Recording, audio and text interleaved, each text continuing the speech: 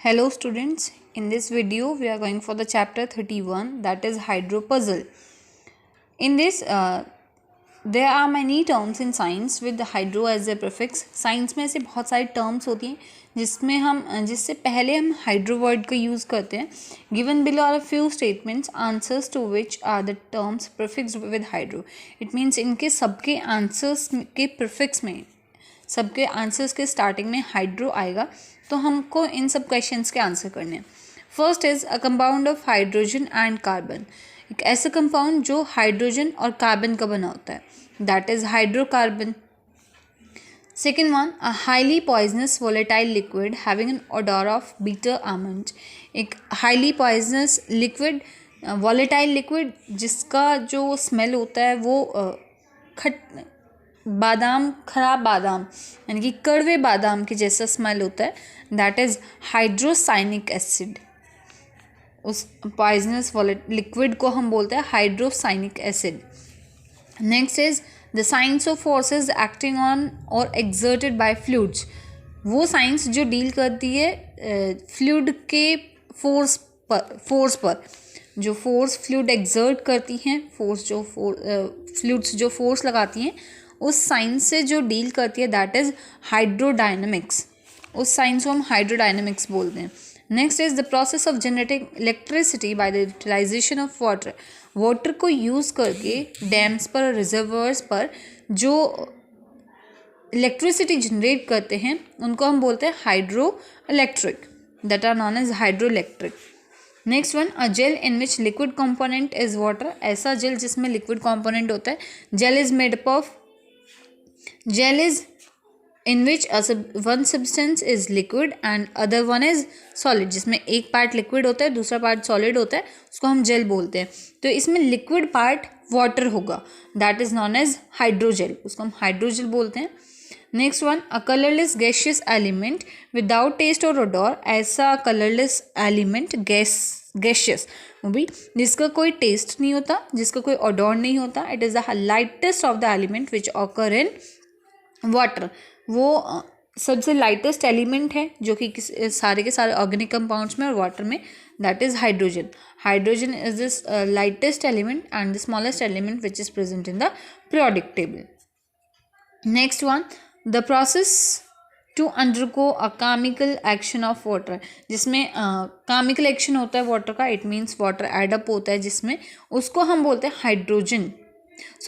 Hydrolyse, that is known as hydrolyse. Next one, a chemical reaction of a substance with water usually resulting in decomposition, that is hydrolysis. Lysis is use for the decomposition और breakdown. Lysis हम mainly breakdown के लिए use करते हैं या फिर decomposition के लिए यूज़ करते हैं. सो वाटर का डिकम्पोजिशन जिस केमिकल रिएक्शन में होता है that is known as hydrolysis, उसको हम हाइड्रोलिसिस बोलते हैं. Next one, an instrument for measuring the density of liquids. ऐसा इंस्ट्रूमेंट जिसको हम लिक्विड की डेंसिटी मेजर करने के लिए यूज़ करते हैं that is hydrometer. It is the term use to describe having an affinity for water. It means water attracting या वाटर कंबाइनिंग जो एलिमेंट होता है, जिस एलिमेंट के लिए, जिस सब्सटेंस के लिए हम ये टर्म यूज़ करते हैं दैट इज़ हाइड्रोफिलिक, उसको हम हाइड्रोफिलिक बोलते हैं. इट मीन्स वाटर अट्रैक्टिंग होते हैं, ये वाटर के साथ कंबाइन होते हैं, वाटर के साथ रिएक्शन करते हैं, तो वाटर अट्रैक्टिंग होते हैं ये. Next one, a microphone to detect sound waves in water. Water में जो साउंड वेव्स डेवलप होती हैं उनको डिटेक्ट करने के लिए जो इंस्ट्रूमेंट हम यूज़ करते हैं that is hydrophone. Next one, the name of an aquatic plant. Aquatic plant hydrophyte. Hydrophyte is an aquatic plant. Next one, a light superfast motor boat designed to skim over the surface of water. ऐसी superfast motor जो कि water पर swim करने के लिए बनाई गई है दैट इज हाइड्रोप्लेन, उसको हम हाइड्रोप्लेन बोलते हैं. The action of heated water on the earth crust. Earth की क्रस्ट पर जो वाटर का एक्शन होता है उसको हम हाइड्रोथर्मल बोलते हैं, बिकॉज उससे बहुत ज़्यादा हीट इवॉल्व होती है, that is known as hydrothermal. Tendency of plant roots to turn towards the moisture. किसी भी प्लांट रूट की टेंडेंसी जिससे कि वो मॉइस्चर की तरफ बेंड होता है, मॉइस्चर की तरफ ग्रोथ करता है, that is known as hydrotropism. जैसे phototropism is for light, geotropism is for gravity. In the same way, hydrotropism is for moisture. Next one है केमिकल और अ मिनरल कंटेनिंग वाटर। ऐसा केमिकल या फिर कोई भी सब्सटेंस, कोई भी एलिमेंट या फिर कोई भी केमिकल कंपाउंड जो जिसमें वाटर प्रेजेंट होता है उसको हम हाइड्रस बोलते हैं, और if water is not present then it is known as anhydrous. Anhydrous is use for absence of water, जहाँ पर वाटर एब्सेंट होता है। Next one, accumulation of fluid in the brain. इस डिजीज़ में क्या होता है कि ब्रेन में, मेनली चिल्ड्रन को होती है, जिनके ब्रेन में फ्लूइड एक्यूमुलेट हो जाता है, इकट्ठा हो जाता है, जिसकी वजह से विच एनलार्जेस द हेड, जिसकी वजह से हेड बड़ा हो जाता है, and can cause mental handicap, और जिसकी वजह से मेंटल डिजीज हो जाती है, that is known as hydrocephalus. The disease is known as hydrocephalus. Next one is lesson number 32, that is plantations. This is related to the plants.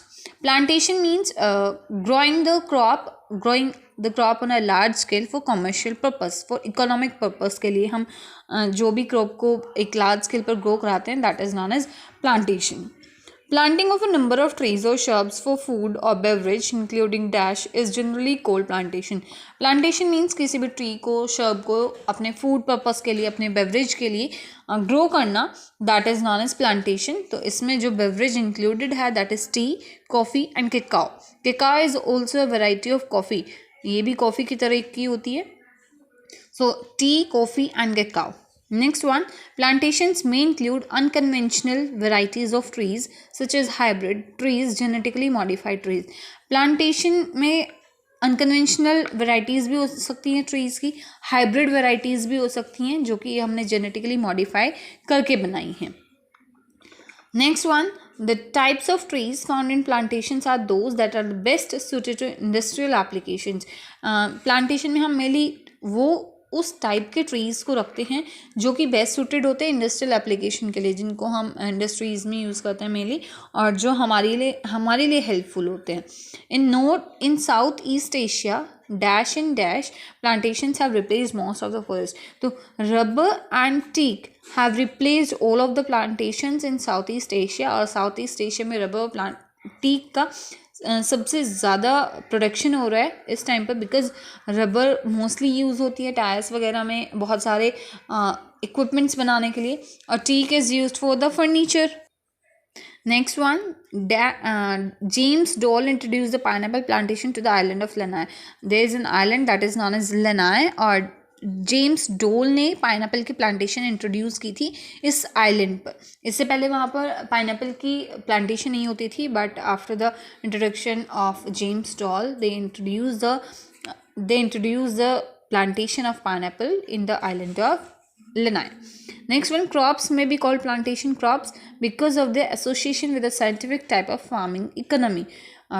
किसी भी crop को हम प्लांटेशन क्रॉप के लिए तब एसोशिएट कर सकते हैं तब उसका एक specific type of economic purpose हो, जिसको हम इकोनॉमिकली अपने बेनिफिट के लिए, अपने प्रॉफिट के लिए ग्रो कर रहे हैं.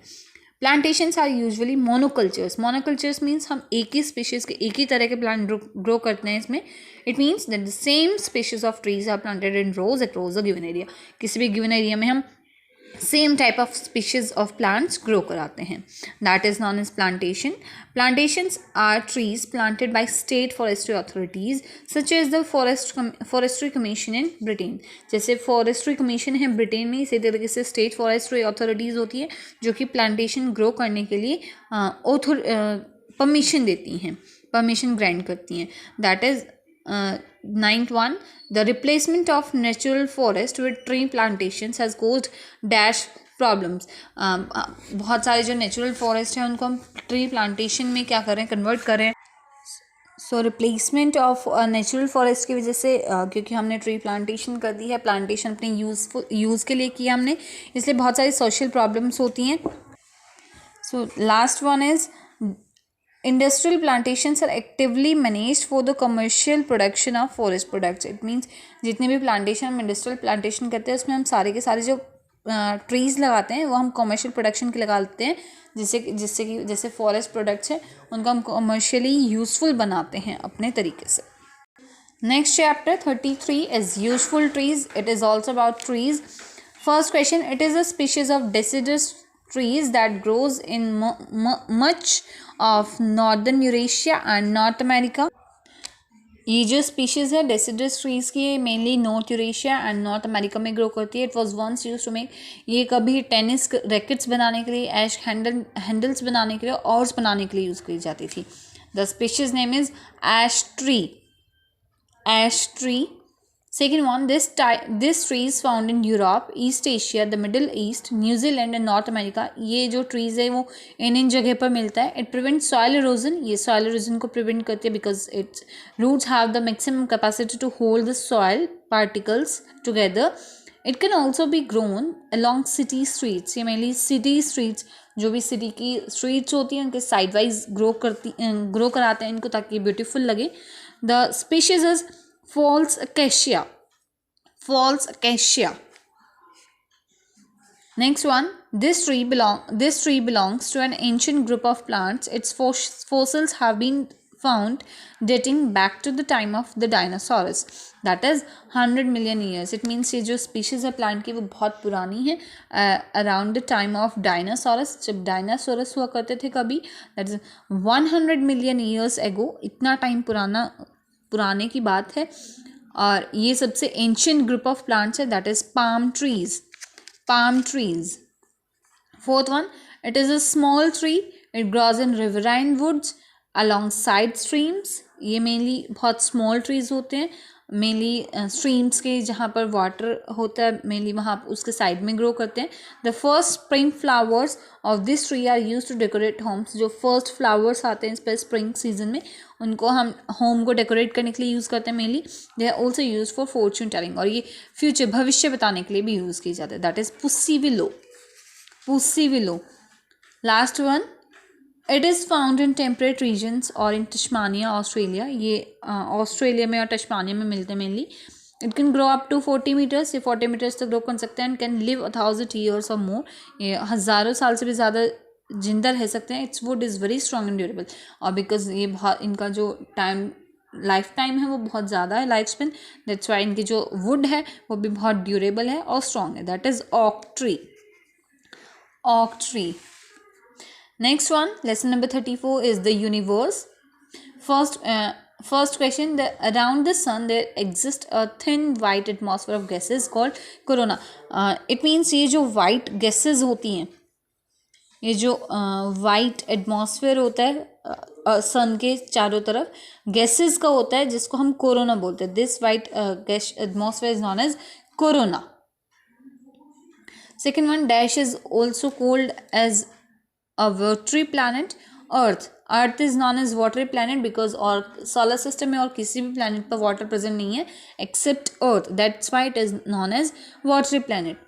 Next one, a mapped and classified cluster of stars is called. जब बहुत सारे stars group बना लेते हैं और cluster बना लेते हैं जो कि एक fix pattern show करते हैं या फिर shape show करते हैं, that is known as constellation.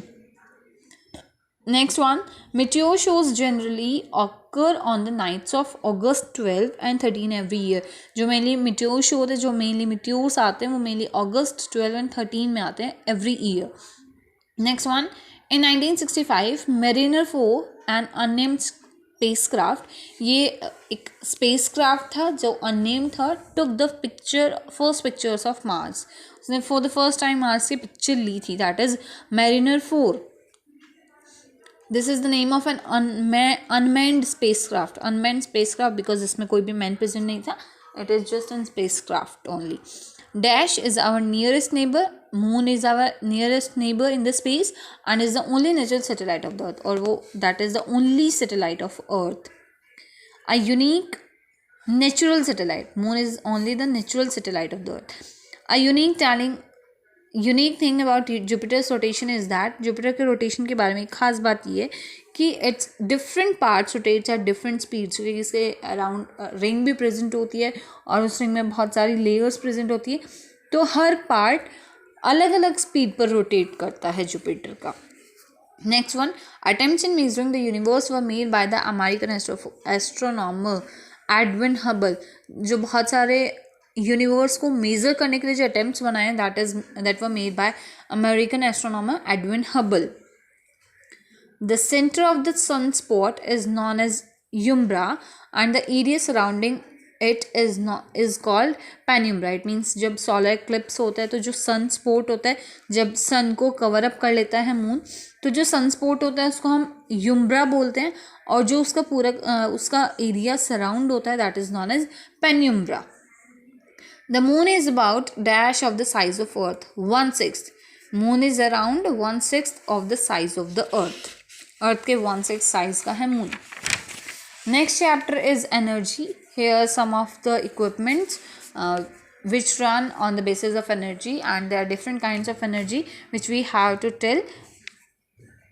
First one, human beings. Human beings works with the help of food. जब वो food खाते हैं तो उससे उन्हें energy मिलता है, that is chemical energy. Second one, solar cooker. Solar cooker में लिए सोलर या फिर सन एनर्जी यूज़ करते हैं. सन की एनर्जी को हम सोलर एनर्जी बोलते हैं. Next one, fan. Fan electric energy को यूज़ करता है, इलेक्ट्रिसिटी को यूज़ करके फैन चलता है. Next one, candle flame. Candle flame uses light energy. Candle flame को जब हम मैच स्टिक से ग्लो अप कराते हैं जिसकी वजह से कैंडल फ्लेम जलता है, and it is due to the light energy. Next one, microwaves. जो माइक्रोवेव ओवन्स होते हैं वो रेडिएंट एनर्जी की वजह से चलते हैं, बिकॉज रेडिएशन की फॉर्म में ultraviolet radiation and UV radiations की हेल्प से चलते हैं. वो इंफ्रारेड रेडिएशन से, तो वो रेडिएशन की हेल्प से चलते हैं. Next one, aeroplane. Aeroplane runs with the kinetic energy. जो हाइट की वजह से जो एनर्जी होती है उसको हम काइनेटिक एनर्जी बोलते हैं, that is half v square, way v is velocity and m is mass. तो जो हाइट की स्पीड की वजह से जो काइनेटिक एनर्जी होती है that is kinetic energy. Next, fire. Fire uses heat energy, क्योंकि फायर में हीट एनर्जी होती है. Next, bomb. Bomb is nuclear energy. Bomb nuclear energy से प्रोड्यूस होता है. Next, musical instrument. Musical instrument sound energy. Musical instrument कौन सी energy use करते हैं, that is sound energy. Runners uses muscular energy, because muscles की help से वो रन करते हैं, that's why they usage muscular energy. Next one is chapter number 26. Here are some of the famous books which of these we have to tell the authors. हमको इन books के authors के name बताने. First one is Zafarnama. Zafarnama is written by Guru Govind Singh. Zafarnama is written by Guru Govind Singh. Next one, A Train to Pakistan. A Train to Pakistan is written by Khushwant Singh. Khushwant Singh wrote a book that is named as A Train to Pakistan. Next one, Wings of Fire. Wings of Fire is a famous book of Dr. APJ Abdul Kalam. Dr. APJ Abdul Kalam. Next one, Pakistan, The Gathering Storm. It's written by Benazir Bhutto. Benazir Bhutto wrote Pakistan, The Gathering Storm. Next one, The Invisible Man. Invisible Man is a famous book of H.G. Wells. It is about a scientist who got invisible. Next one, Beyond Peace. Beyond Peace is written by Richard Nixon. Richard Nixon wrote Beyond Peace. Next one is Commerce, and Commerce is written by Muhammad Iqbal. Muhammad Iqbal wrote Commerce. Next one, India in Mind. India in Mind is written by Pankaj Mishra. Pankaj Mishra wrote India in Mind. Next one, ninth, is Painter of Science, and Painter of Science is written by R.K. Narayan. R.K. Narayan. Next one, End of Line. End of Line is written by Nilesh Mishra. Nilesh Mishra. Next one, Half a Life, and Half a Life is written by V.S. Naipaul. V.S. Naipaul wrote this book. Next one is Slaughterhouse Fire, and Slaughterhouse Fire is written by Kurt Vonnegut. Kurt Vonnegut. Next one, Towards the Future. Towards the Future is written by Vernon Havitt. Vernon Havitt wrote Towards the Future. Next one is Flames from the Ashes, and Flames from the Ashes is written by P.D. Taunton. P.D. Taunton wrote Flames from the Ashes. And the last one is Canvas of Life, and Canvas of Life is written by Sheila Gujral. Sheila Gujral. So these are some of the chapters of from your GK book.